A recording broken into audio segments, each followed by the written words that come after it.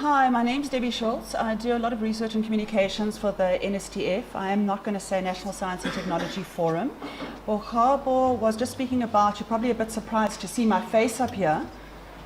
Apparently not my face. There's going to be a microphone more than my face. Really. Okay, you're probably surprised to see my face up here. I'm just doing an introductory landscape. The Department of Energy is coming. They're just running a little bit late. So please, I know that programs are super important and the running of the program, we will get through everything. We just have this is just an introduction to the Department of Energy. Okay, so we will still be following the program. I want to just talk a little bit more about the National Science and Technology Forum, just to position what we do here in two very clear messages. The NSTF as an organization is a representative umbrella organization for science, engineering and technology in South Africa. What that means is we are the voice. Everybody in the set landscape has a single voice that we can lobby and represent to government. We're not a new organization. We actually came about after the CODESA talks. We are also an independent collaborative platform. We are all about collaboration and about getting people together within a transdisciplinary nature. Okay? I wanted to also just focus on the fact, no, Bokhabo, thank you. You said what I needed to say. I can start my presentation. Okay, so we'll be talking, okay, as you get older, by the way, you'll see me doing a little bit of this. So apologies. What I wanted to do with the landscape in terms of energy was to look at the National Development Plan. In terms of where we are politically, the landscape has the one consistent a political drive in terms of where we're going as a country is to rely on the NDP to see what it is that we're going to be doing. Be it when Zuma was president or post-Zuma. I consider him a critical pillar. Now, we have been unpacking the NDP specifically towards science, engineering, and technology audience. So if you go online on our website, every single chapter has been condensed literally into a page or two so that you know what's happening and you don't have to go through a very, very long brochure. Now, the NDP is seen as a guiding document for South Africa. Its aim is to eliminate poverty and reduce inequality by 2030. Those are its primary goals. Now, in terms of the history of where we're at the moment, in 2012, the committee got together in 2011. In 2012, the cabinet adopted the NDP as a long-term vision and plan for the country, and there were very specific actions which have obviously been updated. Of importance to us is the transition to a low-carbon economy. By the way, I speak super fast and I've just had 2 cups of coffee. So please let me know if I'm speaking too fast. In 2017, there was a need for an update.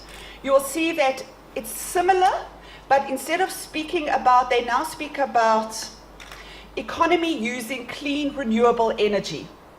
Now, in terms of implementation, and you will all obviously be au fait with this, in 2013, when the NDP came out, it was explained that there would be 3 cycles. We had our first, the NSTF, the Medium-Term Strategic Framework, which was our 2014 to 2019 planning cycle.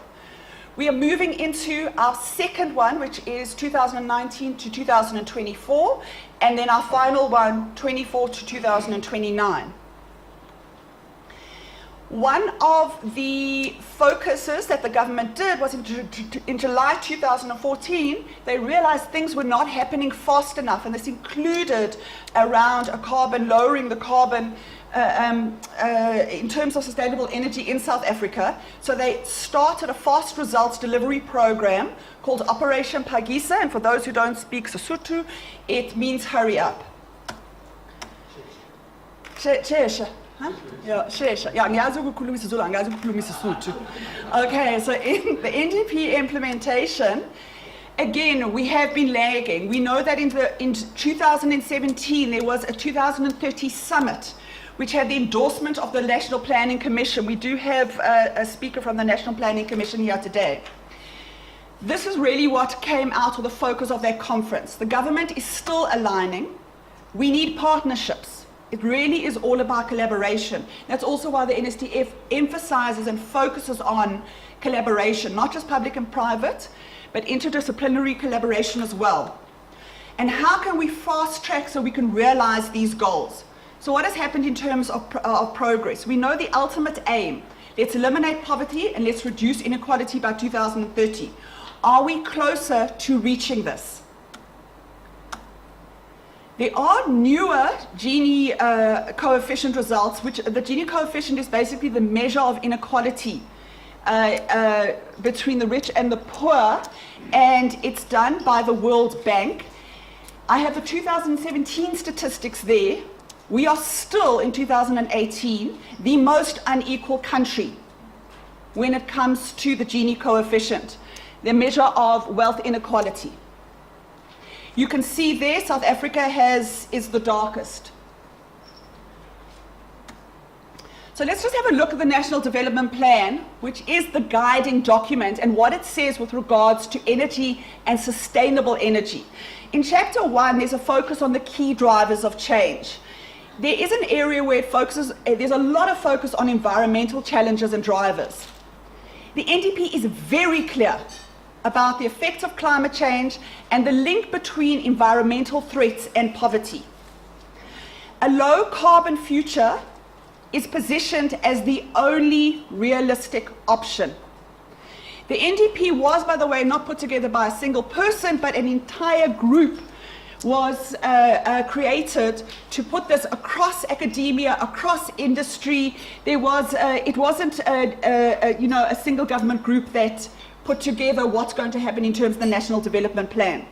So they said there's no other future but a low carbon future, but it does present potential for innovation around energy systems. We know that the political challenge is to develop policies and regulatory initiatives to make this happen.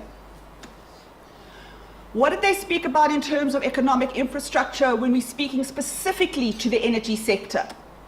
The NDP sees by 2030 an integrated energy sector with adequate investment in infrastructure. It is very clear. Low carbon future, integrated energy. It needs to provide, in terms of the integrated energy sector, it's also very specific about what that means. It must provide an expanded quality energy services at competitive rates, particularly with subsidies for needy households. Having the security that economic activity, transport and welfare are not disrupted. So the idea of energy security, and that more than 90% of the population have access to electricity. The integrated energy sector should support economic growth through job creation and export. Still on Chapter 4,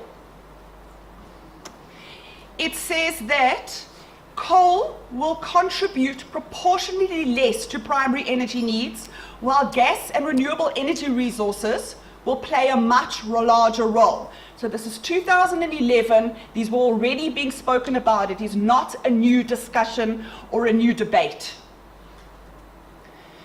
It describes a diverse energy market with a lot of opportunities in terms of sustainable and innovative energy solutions. There is a continuous focus when it comes to the energy, South Africa as a whole and the NDP, that we need environmental sustainability. And that means balancing supply security, affordability, economic growth and climate change mitigation. The message behind the NDP is we know what needs to be done, but we also know we need to look after our people. So there is always going to be a bit of a balance. They did mention nuclear energy, and they said there may exist solutions, but it needs a thorough investigation. So all the discussions we are having today are not new.